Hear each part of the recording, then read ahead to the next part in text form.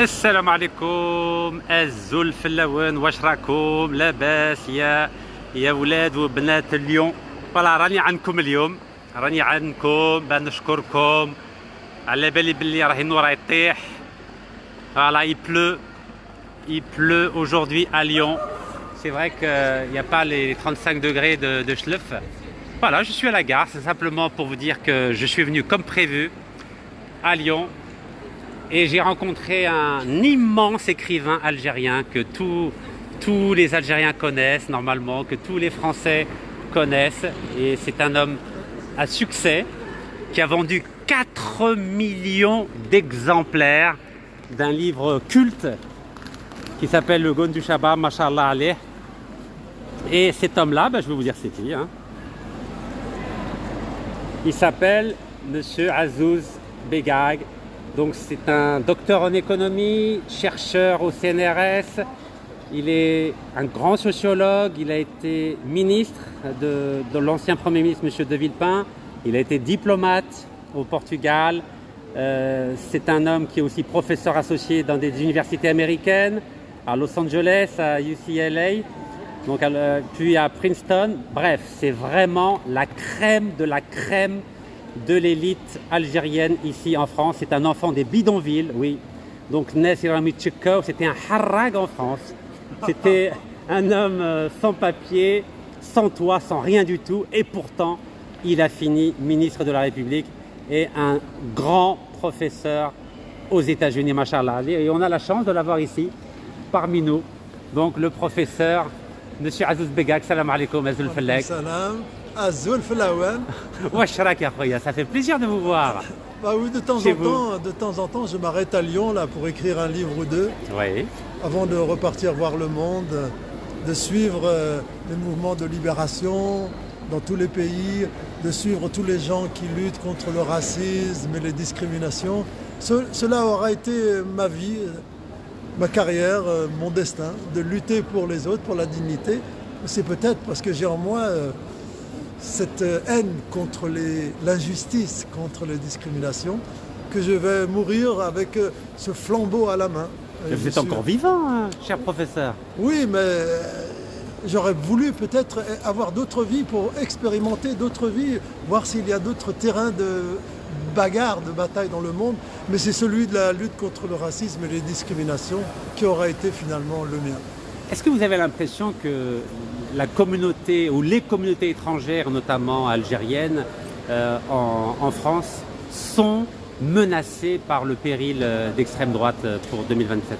D'abord, je crois que c'est la France qui est menacée, tout ce que représente la France, pays de fraternité, dit-on, encore de liberté et d'égalité, avec ce sentiment qu'on est dans un pays où on peut tout dire, on peut tout faire, on peut tout raconter.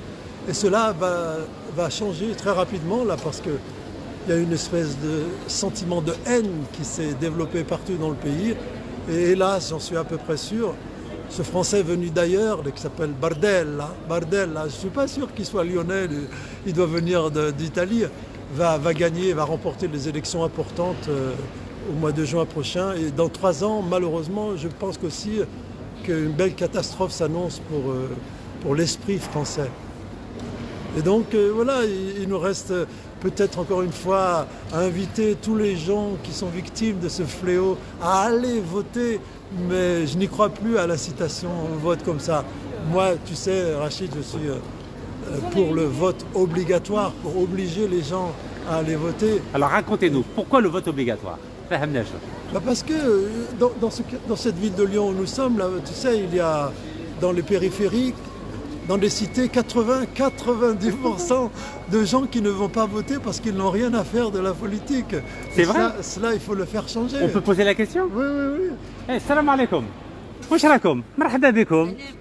Ça va frère? Alhamdulillah. Voilà, تعرفوا أستاذ عزوز بيغاغ, ancien ministre de la République. هو مليون على بالكم. يا هل عندكم رسالة بغيتوا تفوتوها ولا لا؟ اتفضلوا. Un petit message. كيما بغيتوا باللغة العربية ولا الروسية ولا الإنجليزية ولا الفرنسية. انتم مين؟ من الجزائر. من الجزائر مين؟ ما الله يبارك الناس الجزائرية الناس فرحة عباس ما شاء الله بلاد فرحة عباس على بالكم داروا واحد الاستقبال في جيجل في 2019 ما شاء الله لو 19 افريل 2019 والله يعطيكم الصحة شحال 20 وي سي سا 20,000 نتيجة والله يعطيكم الصحة وانت يا اختي من؟ تونسية الله يبارك من تونس؟ من تونس العاصمة الله يبارك الله يبارك كي راهي دايره الحالة دوكا في تونس؟ راهي مليحة مع قيس سعيد يا كاش حريه كاش ديمقراطيه كاش حريين الحمد لله الحمد لله الله يدومها بارك الله يدومها اي الله يحفظكم ان شاء الله بارك الله فيكم السلام عليكم. Elles vont prendre leur train.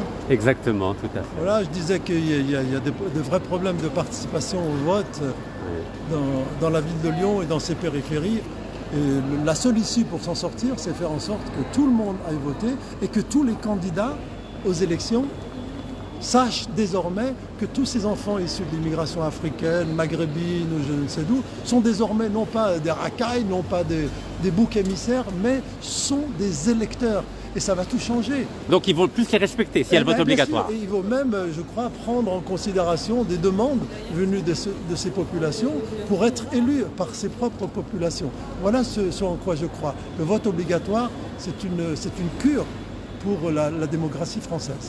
Donc, professeur, vous considérez que par l'instauration du vote obligatoire, ces populations françaises d'origine étrangère vont être davantage considérées, davantage respectées à la fois par les pouvoirs publics, les partis politiques et les gouvernements? Exactement. Vous savez, moi j'aime beaucoup, je vais très souvent au Brésil.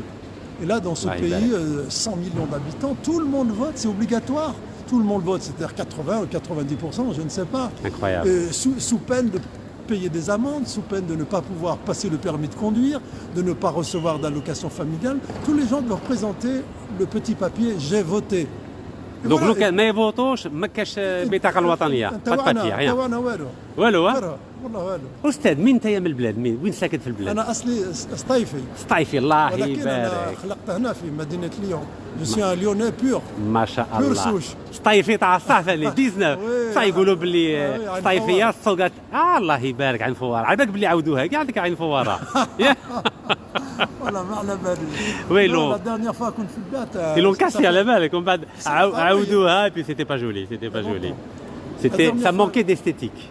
La dernière fois, je suis en Algérie, il y a 2 mois, je suis allé à Djanet, dans les montagnes du Sahara, là-bas, pour voir les peintures rupestres et les gravures. C'était absolument un voyage magnifique. Et à chaque fois que je vais en Algérie maintenant, je vais dans le désert, dans le Tassili. Il n'y a personne. C'est le silence du Tassili que je vais écouter là-bas à chaque fois que je vais. Donc il n'y a pas de touristes, il n'y a rien? Non, très peu. Quand j'y vais, moi, au mois de février, mars, bah ouais, c'est la tranquillité algérienne. Ouais. Alhamdulillah. La tranquillité que c'est incroyable. Oui, contrairement au désert, contrairement au Sahara, au Tassili, justement, là, il n'y a pas d'eau. Ça fait 6 ans qu'il n'a pas plu. Incroyable. Et ici, il pleut tous les jours. Tous les jours. Donc pour Flaha, ils sont contents. Il faudrait que l'on puisse envoyer de l'eau là-bas. Inch'Allah يا ربي ان شاء الله نطلبوا من عند ربي نديروا الدعاء من عند ربي سبحانه بعد نطيح في البلاد باسكو راهي ناقصه بزاف il y a très peu d'eau en Algérie. Donc en tous les cas ça me fait plaisir de te rencontrer par hasard ici. Ben oui, c'est incroyable. C'est incroyable et puis j'ai eu la chance d'avoir 2 livres donc alors je répète les livres hein. Donc c'est L'arbre ou la maison donc Azouz Begag. Donc vous voyez donc c'est Les Révélations donc édition Pocket et il y a un deuxième livre étonnant. Donc c'est 1, 2, 3. يعني الحرية. Viva l'Algérie 2019-2020, élection présidentielle en Algérie. Le grand changement avec nous. Masha'Allah. Oui, salam alaikum. Ça va, vous allez bien? Azoul Fellak. Alhamdulillah, Allah yahlik khoya. Voilà, vous pouvez parler si vous voulez. Hein. C'est la liberté, hein, c'est la liberté ici. Hein. Non, mais les gens qui sont là, ils sont là pour prendre un train. Je sais, ils n'ont pas le temps, de perdre, ils n'ont pas le temps à perdre, voilà. Donc voilà, Azouz Begag, 1, 2, 3, Viva l'Algérie, 2019-2020, élection présidentielle en Algérie. Donc vous voyez, ce grand professeur, il vit en France, mais il a le cœur en Algérie, car il voudrait que l'Algérie soit une grande démocratie, le plus grand pays d'Afrique, comme dans les années 70, où l'Algérie était citée en exemple à l'échelle de toutes les instances internationales. يعني قيمة الجزائر كانت حاجة كبيرة يعني في السبعينات أستاذ. C'est vrai, c'était surtout la période le mouvement des pays non alignés. Tout à fait. C'était pour nous, les jeunes, à cette époque, un sentiment d'être rebelle et de développer, à l'instar de l'Afrique du Sud, dans sa Absolument. lutte contre l'apartheid, de développer des idées généreuses pour le monde. Et quand je suis allé 2 fois de suite à Cuba, Oui. mais les gens m'accueillaient comme si j'étais un ami personnel de Boumedienne. Tout le monde m'appelait Boumedienne d'ailleurs. Incroyable, parce Quand que vous j'allais à étiez Cuba, algérien. Oui, parce que j'étais algérien. Incroyable. Et ça, c'est très agréable d'être issu de cette génération où il y avait, dans les années 60-70, tellement de peuples qui étaient à la recherche d'une identité, d'un nationalisme conquérant du point de vue des libertés, du socialisme, que j'étais fier d'être algérien à Cuba et d'être à la fois l'ami du président Boumedienne et l'ami de Fidel Castro. Extraordinaire. Ça fait De plaisir grands à chaque hommes, fois. des pays Oui, non oui, alignés. des grands hommes, ouais. Et à votre avis, qu'est-ce qui a changé aujourd'hui en 2024 par rapport aux années 70? Le monde entier, Oui. le monde, toute la planète elle tourne à l'envers. Avant, ça tournait de gauche à droite, maintenant, ça tourne de droite à gauche. Et vous voyez, notamment avec l'introduction, il y a une quinzaine d'années, des téléphones portables Oui. qui permettent à Rachid Nekaz en particulier de parler à des millions de personnes, mais seulement avec un petit instrument noir. Là. Tout à fait, oui, Cette un petit boîte. téléphone, oui, avec une petite batterie. Alors, quand tu me demandes qu'est-ce qui a changé, je lui dis ça, le monde est dans ta main. Le monde est dans ta main. Et hier, j'étais à Casablanca au Maroc, et au lycée Léon l'Africain. Oui. Avant d'aller là-bas, j'ai essayé de voir des détails sur qui était, il y a 500 ans, qui Ramsey était Miatzna. Léon l'Africain. Ouais. Et dans la minute qui a suivi, je savais toute la vie de Léon l'Africain. Qu'est-ce qui a changé dans le monde? Ça, justement. La technologie, c'est ça? La technologie qui amène autour de nous, à portée de main, à portée de cerveau, toutes les connaissances du monde, depuis le début du monde. Et c'est un énorme avantage, mais qui bouleverse aussi beaucoup les mentalités des peuples, parce que ce qui s'appelle les réseaux sociaux, là, moi je n'aime pas beaucoup. C'est vertigineux. Et tout ce qui m'apporte le vertige, je m'en méfie un peu. تهرب منه تهرب من الفيرتيج. وين الهربة؟ وين الهربة؟ الهربة تسلك. Mais à votre avis, est-ce que ces nouvelles technologies, aujourd'hui, c'est quelque chose de positif ou quelque chose de négatif ou quelque chose de neutre? Non, c'est pas neutre du tout. Ça favorise ce qu'on appelle en arabe le buzz. Le buzz. Et je me méfie de cela aussi, de tout ce qui est instantané, de ce soulèvement de la dictature, de l'émotion immédiate. Et c'est cela qui apporte beaucoup de désagréments à la planète monde aujourd'hui. Cette obligation de réagir tout de suite à l'injonction qui est faite au cœur. Réagir. Dis oui ou non. Non, le monde c'est plus compliqué. Donc on n'a pas le temps de réfléchir avec une On n'a nouvelle pas le temps de technologie? réfléchir malheureusement. Et quand une information passe, 10 minutes après, il y a une autre information qui va soulever encore plus d'émotions. Et tout ce cafouillage, cet énorme bouleversement des informations et du monde me fait peur parce que je vois bien que c'est pas très bien pour l'humanité. Et si on parlait par exemple de la communauté algérienne en France? Donc là, vous êtes un enfant de Lyon. Tout à l'heure, je l'ai rappelé, vous avez vécu dans un bidonville, donc vous n'aviez pas de toit, il y avait la pluie qui tombait. Quand il y avait ce temps-là, comment vous faisiez quand il y avait la pluie? Les êtres humains apprennent à souffrir avec le climat, c'est-à-dire qu'ils s'adaptaient au climat. Et moi, j'ai vécu dans un bidonville dans la banlieue de Lyon, pas très loin d'ici, mais dans des conditions humaines tellement belles, avec des parents et des voisins, Machallah. tellement généreux, avec des valeurs profondes qui venaient des montagnes de chez nous, des hauts plateaux là-bas. Par exemple, quand nos parents donnaient kelma, c'était sacré, mon sang. يعني كما يقولوا La parole. كلمتي راس مالي. C'était vraiment le capital des gens, la parole. Et aujourd'hui, est-ce qu'il y a encore la parole? Mais non, plus rien, me semble-t-il, n'a de valeur. Aujourd'hui, ce mot kelman, on ne sait même plus ce que ça veut dire. Alors que quand dans nos tribus, on allait sceller un mariage, une fête, un accord entre les familles, la parole donnée et la poignée de main étaient sacrées. Ça a disparu et ça m'attriste beaucoup aussi de voir que... أروح خويا أروح ما تخافش. Donc la parole était sacrée, mais aujourd'hui elle ne l'est plus ou elle l'est moins? Non, elle ne l'est plus du tout. Aujourd'hui, ce sont d'autres valeurs qui la possibilité de se retourner, de changer d'avis, d'être influencé par ce qu'on appelle les influenceurs. Influenceurs. Mon Dieu, qu'est-ce que c'est ça? Moi, j'ai été influencé toute ma vie par Ibn Arabi, par l'émir Abdelkader. Ah, d'ailleurs, je crois que vous avez quelque chose en préparation par rapport à l'émir Abdelkader. Oui, parce que je suis en train de travailler sur les massacres des chrétiens à Damas, en Syrie, en 1860. Les Druzes et les Turcs là-bas, ils se sont mis à tuer des milliers de chrétiens dans la ville de Damas. Sahih. Et c'est l'émir Abdelkader, au mois de juillet 1860, qui a décidé de faire cesser ces massacres des chrétiens et qui a demandé, et qui a même obligé les assaillants qui tuaient les chrétiens de cesser leur massacre. دونك راك تقول لنا باللي الامير عبد القادر يعني مسلم هو عاون وحمى مسيحيين اللي كانوا يقتلوهم يعني الجيش تاع صحيح هذا شيء معروف في العالم ما في امريكا كاين بلاد في امريكا اسمها عبد القادر سيتي عبد القادر سيتي رحت لها في ليتا دو ايوا الله يبارك à côté de Chicago pas très loin de Madison Wisconsin. Wallah, ça m'a fait plaisir de voir qu'un Algérien de la région de Wahran, là-bas, Tlemcen, était connu dans le fin fond des États-Unis pour l'idée de l'humanité, de la conciliation, la réconciliation entre chrétiens et musulmans. J'ai beaucoup travaillé sur l'émir Abdelkader et j'ai fait une bande dessinée sur lui avec un ami il y a quelques années. Et l'émir Abdelkader, son credo, c'était Iqra, Iqra, Iqra. Il faut se cultiver. Et moi, en tant qu'écrivain aujourd'hui, j'aime aussi, quand je rencontre les jeunes, leur dire Iqra, Iqra, il faut lire. On ne regrette jamais de lire et de se cultiver. C'est le contraire qu'on regrette. C'est quand on n'a pas saisi le chemin, quand on n'a pas compris que quand on est jeune, il faut emmagasiner, lire, se cultiver pour pouvoir servir les autres, aider l'humanité dans laquelle on vit. Et à votre avis, les Algériens aujourd'hui, est-ce qu'ils lisent beaucoup, un peu ou peu? Non, je crois. Ça dépend. Les Algériens connaissent beaucoup, par exemple, Yasmina Khadra, qui est très connu parmi eux. Il est beaucoup lu.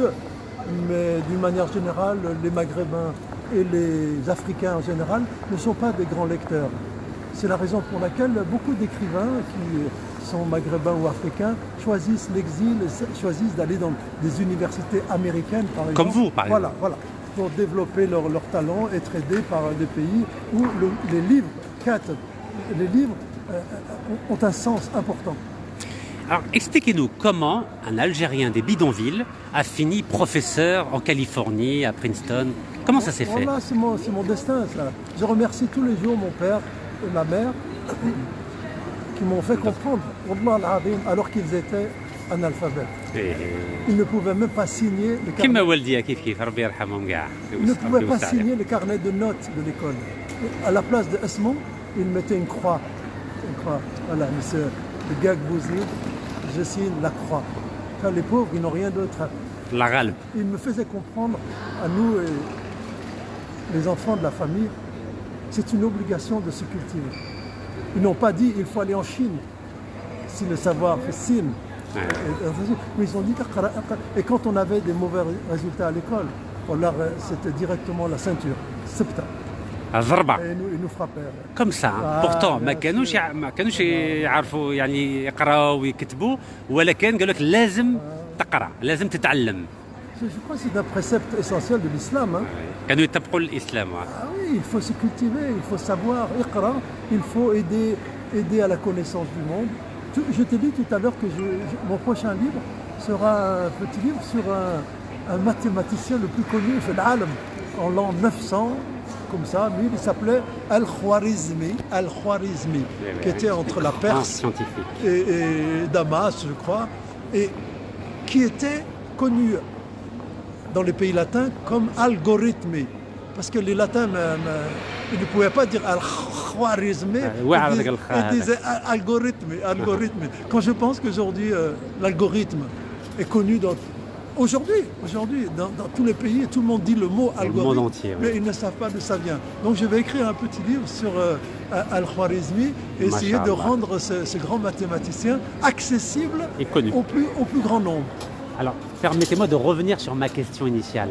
Comment un homme des bidonvilles, un enfant des bidonvilles, a fini professeur aux États-Unis?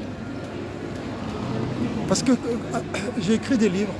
J'ai écrit des livres qui, dans les années 80, Le Gon du Charbab, bien sûr, qui est mon autobiographie. Donc je rappelle 4 millions d'exemplaires. Oui, Inch'Allah. Alors qu'aujourd'hui, un best-seller, c'est 20 000.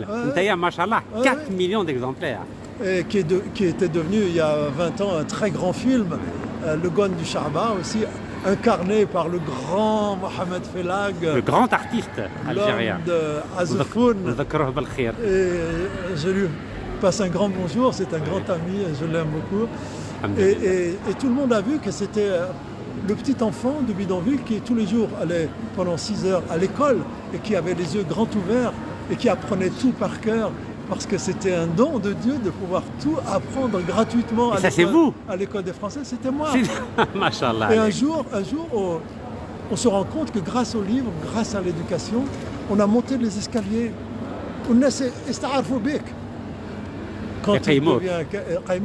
Quand tu deviens katab, ma'rouf, tu parles le français, khir minhum. Incroyable. Obligatoire. C'est comme quand tu t'appelles Karim Benzema ou la Zidane et que tu es le meilleur footballeur. Donc vous êtes le Zidane de l'intelligentsia algérienne. Yeah, machallah. Ouais, toute proportion gardée, c'est bien ça. Vous êtes la fine fleur de l'intelligentsia algérienne à la fois en France et à l'étranger. Bon, je ne suis pas seul, heureusement. Il y a des amis vous êtes modeste, cher qui professeur. Qui font le même travail, mais surtout... Non, mais quelqu'un qui sort des bidonvilles, je ne pense pas qu'il y en a deux. Non. Il y a un gamin, un jour, il n'y a pas longtemps, il avait 6 ans, 7 ans. Il dit, monsieur, c'est vrai, vous êtes né dans un bidon d'huile? C'est la maîtresse. Tu es né dans un bidon d'huile. Au lieu de dire bidon d'huile, il ne connaissait pas bidon d'huile. C'est vrai. Il m'a dit, mais comment tu es sorti? Qui m'a Alors je lui explique comment tous les pauvres, Massakin, ils habitent dans le fond du bidon. Ouais. Et un jour, il faut sauter dans l'huile jusqu'à trouver comment ça s'ouvre avec le bouchon. Comment tu ouvres le bouchon et tu deviens un homme libre. Et c'est pour ça qu'aujourd'hui, vous faites des conférences dans le monde entier. Voilà, je leur explique comment aux enfants devenir une grosse huile. Une grosse huile. Je vois que vous avez encore l'humour algérien. Je pense que s'il y a quelque chose où les Algériens sont les champions du monde, c'est l'humour. Mais j'ai remarqué une chose, vous êtes très humble. يعني ما تكبرش. متواضع بزاف ما شاء الله عليك. Ça vient d'où ça, cette humilité, cette simplicité? Je sais pas, peut-être qu'il faut aller voir du côté des hommes et des femmes des hauts plateaux, là-bas sur la route entre Sétif et Kharrata. Ma mère est née dans un petit village de Kabylie, là-bas, mon père à Sétif. Ce sont des gens fellahines qui ont toujours vécu dans la modestie, sinon dans la grande pauvreté. Ils nous ont transmis ce bel héritage qui est l'humilité et la modestie. Voilà. Et je trouve que c'est un héritage tout à fait musulman, ancré dans la culture musulmane. L'humilité et la modestie. Ce qui, me semble, a perdu ses valeurs, ont perdu du terrain dans beaucoup de pays arabo-musulmans aujourd'hui. Par rapport à la communauté algérienne de France, après votre longue expérience à la fois de sociologue, de chercheur, de professeur, d'écrivain, de ministre, donc je rappelle que vous avez été pendant 2 années ministre de l'égalité des chances de l'ancien Premier ministre, M. Dominique de Villepin, qui aujourd'hui est monté au créneau pour défendre les populations palestiniennes victimes du génocide israélien. Qu'est-ce qu'il faudrait faire, d'après vous, pour essayer de la rassembler, de lui donner une identité et qu'elle soit utile à la fois pour elle-même et pour les Algériens d'Algérie? Franchement, Rachid, je te dirais, j'en sais rien. J'ai essayé tellement de fois depuis 40 ans, 50 ans, à essayer de rassembler, de faire comprendre l'importance d'une unité pour défendre, pour nous défendre contre le racisme et les discriminations et être utile à la France où nous vivons aujourd'hui. Mais à chaque fois, je dois l'avouer à tous les amis qui nous regardent que j'ai échoué à chaque fois. Pourquoi? Qu'est-ce qui manque? Parce que j'ai l'impression que cet homme qui, il y a plusieurs siècles, a dit ou a écrit, les Arabes, se sont entendus pour ne jamais s'entendre. Ibn Khaldun. Il avait raison. Je ne sais pas pourquoi. Mais il n'y a pas que des Arabes, il y a aussi des Berbères. Aujourd'hui. Ah, je ne les distingue pas. Moi, Vous ne faites pas de différence. C'est la culture, c'est la même culture arabo-berbère musulmane. Nous habitons entre Sétif et Kharata. Donc nous sommes entre... un alliage. Oui, entre la Kabylie et le pays arabophone. Pour moi, il n'y a pas de différence. Quand je vais me baigner de Sétif jusqu'à Tichir ou Kapa Okas, je traverse l'Algérie. Je ne traverse pas la Kabylie, je traverse l'Algérie. Donc vous êtes en train de me dire qu'on est condamné à vivre le même drame que Yogurta avec son beau-père Bocchus qui l'a trahi auprès des Romains. C'est-à-dire qu'on est dans la trahison, on est dans l'impossibilité de se rassembler, de s'unir pour défendre un idéal commun, un idéal de liberté, un idéal de fraternité. On est condamné à cela? Oui, bien sûr. Mais je suis malheureux de voir que s'il y a une unité qui est utile et ô combien nécessaire aujourd'hui, c'est l'unité des pays du Maghreb. Déjà, on va commencer de l'Afrique du par Nord. là. Pourquoi parler seulement de l'unité du peuple algérien ou marocain? C'est cette Afrique du Nord qui contient 100 millions de personnes, ou 120 millions, qu'il lui fallut organiser, qu'il lui fallut rassurer sur les liens de fraternité qui sont les nôtres pour pouvoir construire quelque chose de solide dans cette partie du nord de l'Afrique. Quand on voit que cela, ça ne marche pas, après on perd espoir, on dit que ce ne sont plus les Maghrébins qui ont leur destin en main, mais ce sont d'autres puissances internationales qui, au nom de leurs intérêts, défendent une idée de la division du Maghreb pour mieux exploiter ses ressources. Eh bien écoutez, c'est sur cette interrogation à laquelle nous convions l'ensemble de nos frères et de nos sœurs que nous allons terminer ce petit live. Mais Inch'Allah, on se reverra, donc ou bien à Lyon, ou bien à Stéphane, Inch'Allah. C'est bien parti. Allah yahfadhak wa barakallahu fik. Merci beaucoup, Oustad, et merci pour votre humilité et votre simplicité.